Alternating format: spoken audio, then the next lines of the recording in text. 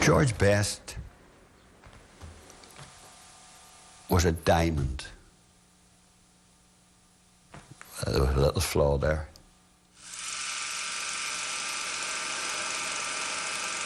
Right from the start, people, I think, knew that George had got something a bit special about him. He was such an unbelievably gifted player. He had a quality and he had a control that really was unparalleled, really. Good looking, a bit like the Beatles, you know, that hairstyle, etc.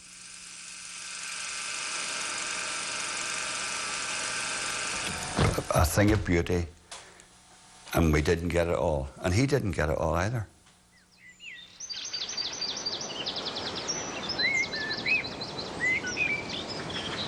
I know that at the end of it all, that people will remember me first and foremost for what I could do on the field.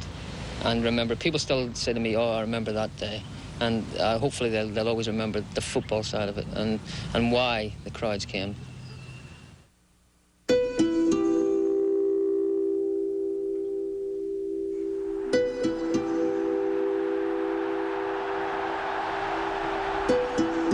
It was like the passage of a shooting star.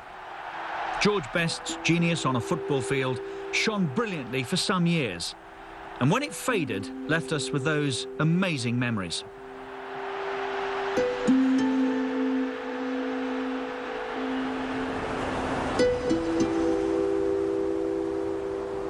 George's story started in Belfast on the 22nd of May 1946. He was the son of Dick and Annie Best, who lived on the Craigie estate in the southeast of the city. Soon enough, it became obvious that George had a very special talent with a football. There were fears that he may have been too small to make it as a professional. But that didn't stop Bob Bishop, the Manchester United scout, who called Matt Busby to tell him he'd found a genius. Bob Bishop, the scout for Manchester United, virtually turned up on our doorstep one day and asked if I'd like to go to Manchester United, and it was as simple as that. I was playing football at the top of the street when it happened, so my parents called me down and explained to me. And, I mean, I was in the daze, obviously. I dashed out of the house, straight back up to the game that was going on at the top of the street, and just ran on and told all my friends I was going to play for Manchester United. That was it, you know, there was no trial period, no signing on, it was all done. It wasn't quite as simple as that for the 15-year-old boy from Belfast. He was offered a 2-week trial and travelled across the Irish Sea with another youngster, Eric McMordy, to board with Mrs. Fullaway in Manchester. But the two kids were overawed by the club and the city and ran back to Belfast at the earliest opportunity. George, though, came back and settled into life in Manchester, writing letters back home to Belfast about his adventures with Manchester United stars.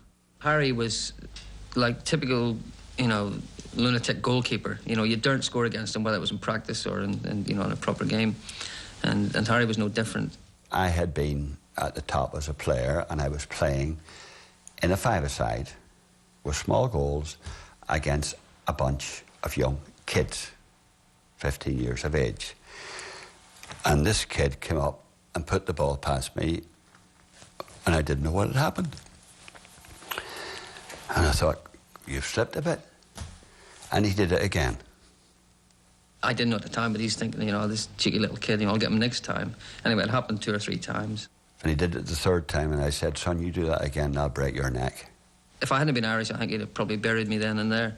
And he talked about it in later years, and it was, I mean, to me it was a great compliment.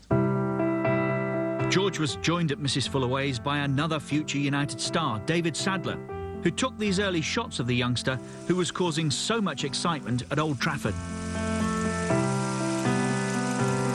It's one thing to say young boys are going to be good players. It's a total different thing to say that they're going to be superstars and world stars, that sort of thing. But, you know, right from the start, people, I think, knew that George had got something a bit special about him. As a 17-year-old, George broke into the Manchester United first team and scored 6 goals in his first season. But the most poignant memories go back to his debut against West Bromwich Albion in September 1963.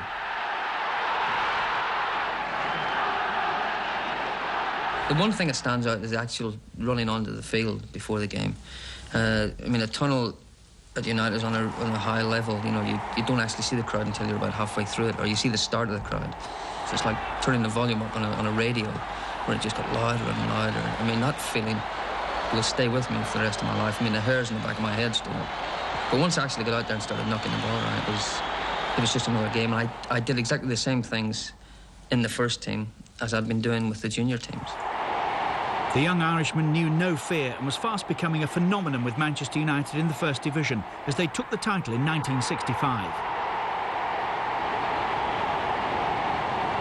Back home too, the boy from the Craigie estate was making an impression.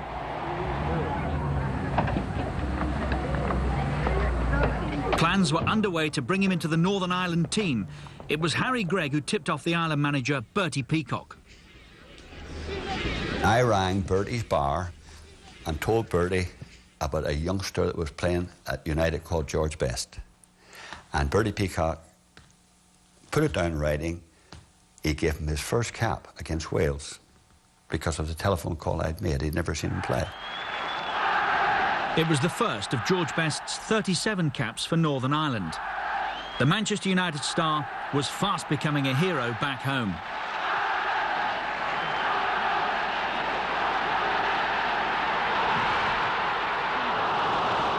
There was a curiosity when he began to play for United regularly, and of course when his genius came through thanks to television, he became the idol of Northern Ireland. He could walk in water, and George Best is idolised still by many people in Northern Ireland. Whether George was playing for Manchester United or Northern Ireland, the goals and the admirers kept coming. George Best's star was rising along with the talented Manchester United team that Matt Busby had put together. There were established stars at Old Trafford like Dennis Law and Bobby Charlton, but even they were impressed with the youngster from Belfast. He could control the ball. His left foot, his right foot was not a great problem to him. He could turn on a sixpence. He had an unbelievable vision. He could tell everything that was happening around. He knew exactly where people were. And that gave him all the time that he needed to actually express himself. In time, the combination of George Best, Dennis Law and Bobby Charlton became one of the most potent partnerships English football has ever seen. The thing about football, playing in a team like we had, the beauty about it is that when you play with great players, the game is easy. I used to think sometimes that, you know, if I was a Man United supporter, it must be great going down to Old Trafford just at this particular time. The fans had to go down because they were afraid that they might just miss that one game where George Best was absolutely sensational, or where Dennis Law had sparks seemed to fly wherever he was going, and it was so exciting. And I scored a few goals as well from different distances, you know, and whenever anybody mentions Best, the Best Law child, you get a little buzz, you know. I think, you know, that was great. While his teammates were mostly married, George was a good-looking single man who was becoming a superstar. Thank you.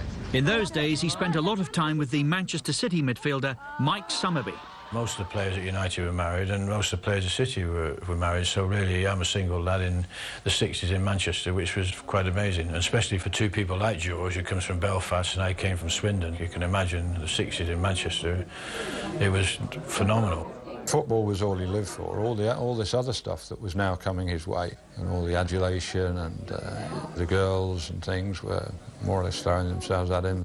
Certainly in those early days, the other stuff was just happening, and it was almost happening to somebody else. Life as a football star continued at a furious pace, but the fires of fame were always fueled by his remarkable talents on the field. He had pace. Self-belief. He had the most fantastic ability to play football. George was completely and totally nerveless. He was going out onto a pitch in front of 100,000 people as if he was going out on the street to play in the streets of Belfast. He could evade the most vicious of tackles. He was so brave physically. We played Chelsea in a floodlit match at Old Trafford, and he was hit a couple of times, really hard, you know, and they hit him. And he still stood up, and he kidded the goalkeeper, who went to his right, and then he just walked round him and put the ball in the back of the net. He was so tough and brave. Beautiful player. He could score from all, whatever angle, right side, left side, centre. He was just a marvellous player. I always felt like an entertainer out there, and I knew I could get the crowd excited by doing little things like that and trying things differently.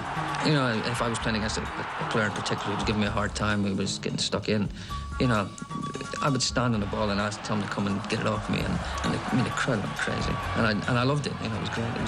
To me, it was pure theatre. I did it on purpose, because I knew it got the crowd excited.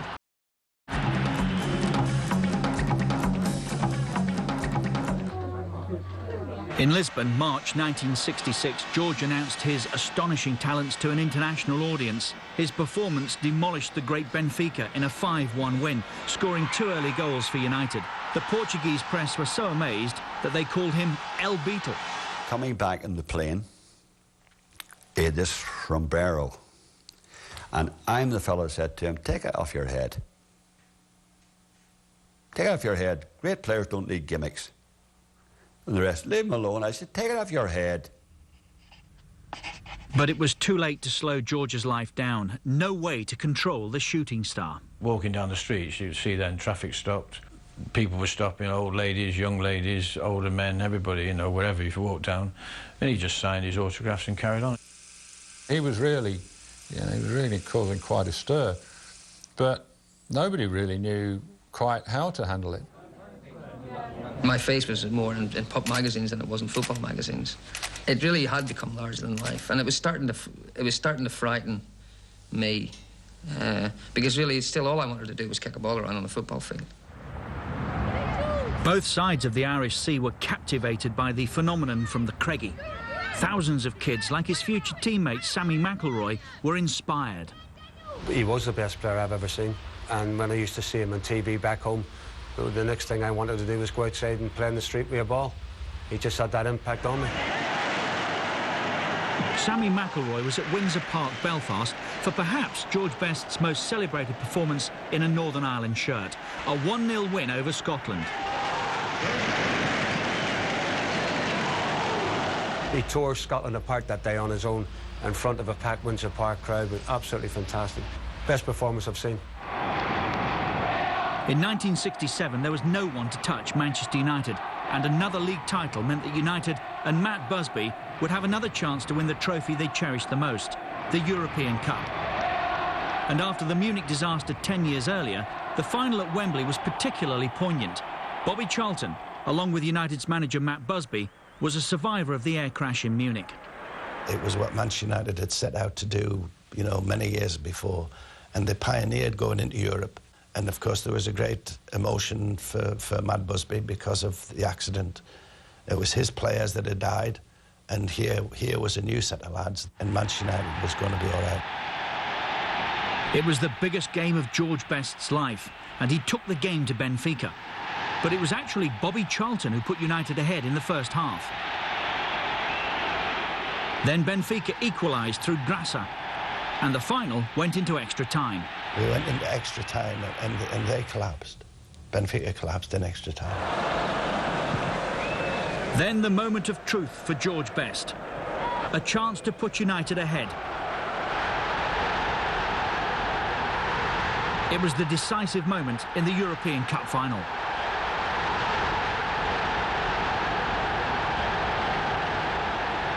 I still have dreams about that split second where everything almost stood still for a second. You know, and 100,000 people. I mean, they knew I was going to score, but in that split second between going past them and it going in the net, something might go wrong. And I was going to stop on the line and backheel it in, and I didn't. I stuck it away. It took, I think it took the rest of the boys about 20 minutes to catch me after that. It was Manchester United's, Matt Busby's and George Best's finest hour. But what next? It seemed to me that everyone was saying, that's it. You know, we've done what we set out to do. I was 22. You know, I wasn't going to reach my peak for another 7 or 8 years. I felt they should have been saying this is the first of many instead of this is the one. And I started to have a lot of doubts about what was going on within the club, which hurt me, you know, because Manchester United had been my whole life.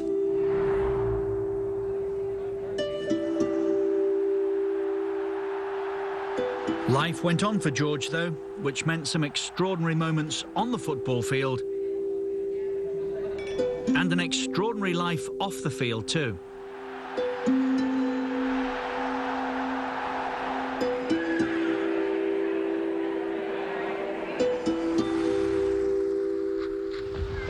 But George's lifestyle and the fact that his star was becoming increasingly difficult to handle was a worry for Matt Busby. He did everything that was humanly possible. He tried everything. He talked to me quietly. He screamed at me. He suspended me. He fined me. He put his arm around me. He couldn't have done any more. He really couldn't. I was the one that could have done more. But having said that, I didn't have the experience to do any more. You know, it started going wrong when I was 23, 24. I was still only a kid. I didn't know what was going wrong. Yeah. Matt Busby's retirement sent United into decline, and this was reflected in George's form and enthusiasm for the game. By the time that Tommy Docherty arrived at Old Trafford, George was missing training on a regular basis. They both tried to make things right, but before long, it was clear that George Best was on his way out. He was just 27 years old. Tommy Docherty told me about an hour before kick-off that I wasn't playing. And I just said to him, well, if I don't play today, I won't play again. And I remember I sat there until all the players had gone. I went and sat up in the stand and looked at the pitch and never went back. So that was the end of George's days with Manchester United. He even quit the game for a brief time, which he spent in Spain. In a period of confusion, Best played a few games for Stockport County and a summer for Los Angeles Aztecs before signing for Fulham in West London, which was the last English club to really get the benefit of George Best's talents on the field.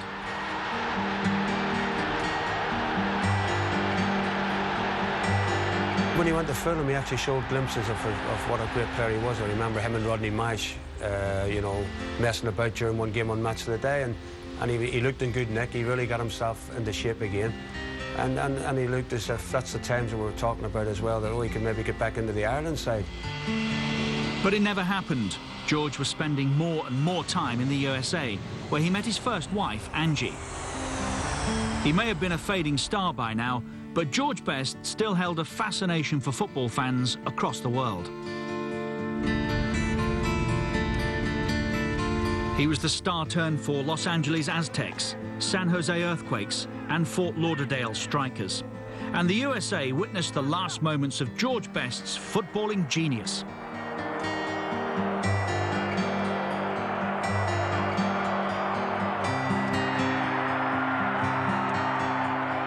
He might not have played as well, he might have been on the downward trend, but he filled stadiums. He was still that great attraction to people. George Best, I mean, what more can I say?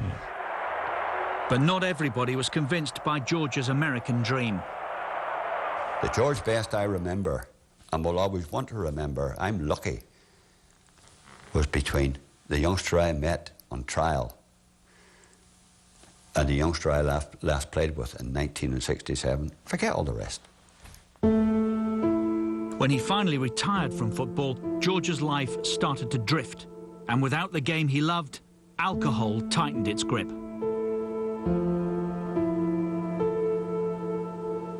You think, well, why didn't I see it? Why didn't I spot it? Why wasn't I able to see it and do something about it? I mean, obviously, as you got more into the 70s, some of it became very public, and you know, that's when it all became, you know, fairly clear what was going on. But I guess by that time it was a bit too late. The problems mounted up for the superstar: bankruptcy, prison for drink driving. But at the root of everything was alcoholism. It's not a secret, he did have a drinking problem, and you know, he tried to get over it. It wasn't going to be.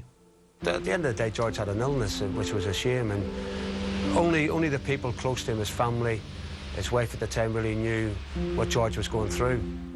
In 1995, George married for a second time, but there was nothing Alex Best could do to stop his addiction. And neither could his friends. An after-dinner speaking engagement with Harry Gregg was one night when things went particularly wrong. I said to him, "Here, you're ready here." He said, yeah. We got stepped off the platform, down the corridor, and met his agent and George's wife. And I said, get him out of here. And he went to kiss me. I said, get yourself to bed. The following morning, I'm down early in the morning, and George is there as bright as a button. And I just said to him, George, why didn't you show the world the true George Best? You know what he said? Too late now, H, too late. 1998. That's God's truth, too late. But it wasn't too late to give the one-time football genius the recognition he deserved. The honours began to flow, an honorary degree.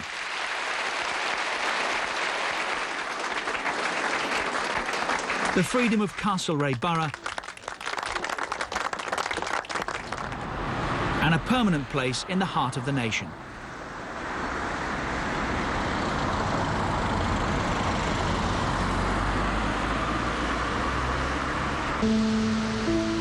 But in November 2005, the situation with George's liver took a turn for the worse, and he died in hospital at the age of 59. Things didn't look good, and we kept going back, and he just felt that, well, maybe we won't be seeing him anymore. 1 o'clock today, my father has passed away. Not only have I lost my dad, but we've all lost a wonderful man.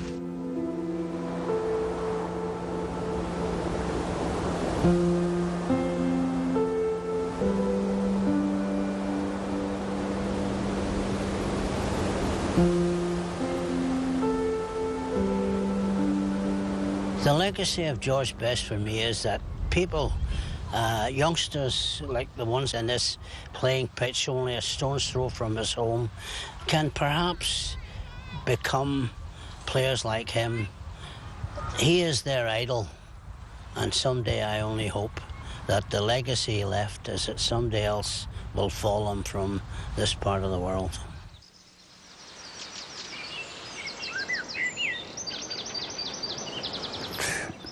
There was so much to give. There was so much to give. A thing of beauty, and we didn't get it all. And he didn't get it all either.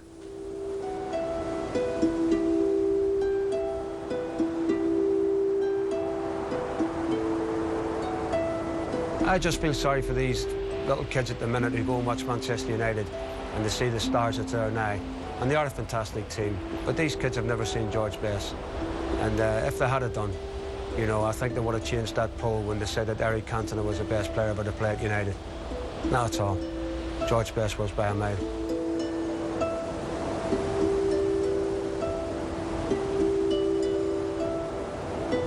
I actually think I was the greatest player of all time. I didn't just play long enough at the top. But that circumstances dictated that, you know, and I can't change it. And I was lucky. I had 11 great years, and it's 11 more than a lot of people get.